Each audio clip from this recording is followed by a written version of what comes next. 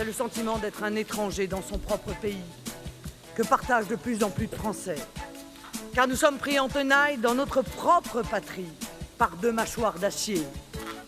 D'un côté, l'importation de cultures étrangères, par un flot d'immigrés qui, à l'inverse de ceux d'hier, qui se fondaient dans le creuset de notre nationalité française, dans le creuset de la République laïque.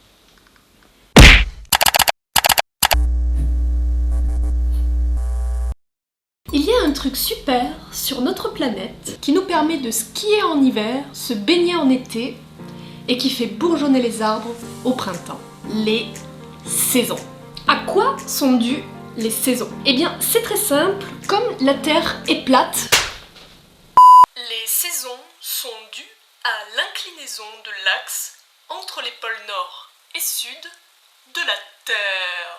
Vous trouvez ça normal que les agriculteurs français se lèvent toute l'année aux aurores pour gagner une misère? Tout ça parce que Jeanne Mécline de la Poudrière préfère faire 4 magasins pour trouver le meilleur prix pour ses lingettes Décolore Stop plutôt que d'aller chez le primeur du coin?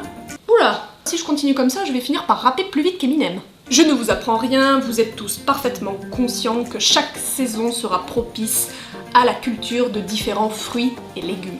Et qu'on n'est pas censé manger des tomates en hiver. En fait, le problème des fruits et légumes qui ne sont pas de saison ou qui ne viennent pas de France, c'est que pour commencer, de manière générale, ils ont été traités pour combler l'absence des conditions climatiques nécessaires à leur culture. Ils sont également la plupart du temps cueillis avant leur maturité, ce qui fait qu'ils arriveront entre guillemets en bonne forme dans le magasin à l'autre bout du monde. Ils vous sont de plus vendus généralement à des prix absolument exorbitants pour au final ne pas être bons.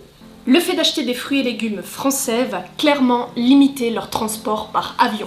C'est en effet le moyen de transport le plus utilisé par les distributeurs parce qu'il est le plus rapide et laisse donc beaucoup moins le temps aux fruits et légumes de s'abîmer avant d'arriver à destination. En revanche, il est effectivement le moyen de transport le plus dommageable au niveau empreinte carbone. Consommer français, c'est bien, mais consommer français et de saison, c'est mieux.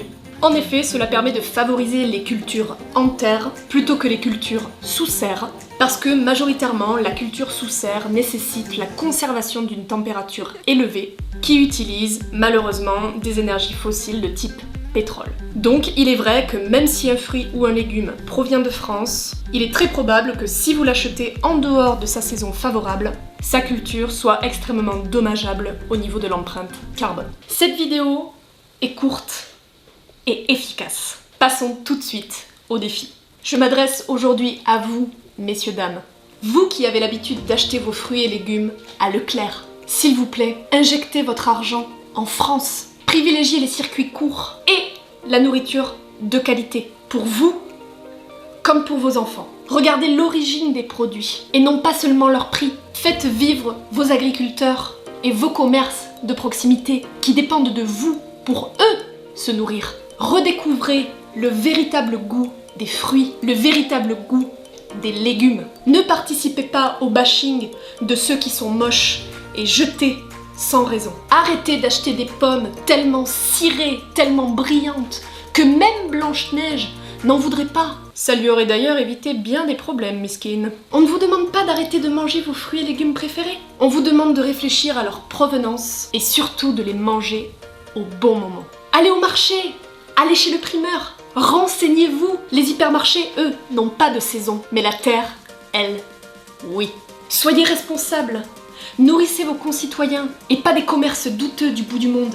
Participez à l'économie circulaire de votre pays. Terre propice à vous offrir tout ce qui vous est nécessaire. Différenciez vos envies de vos besoins. Merci pour eux.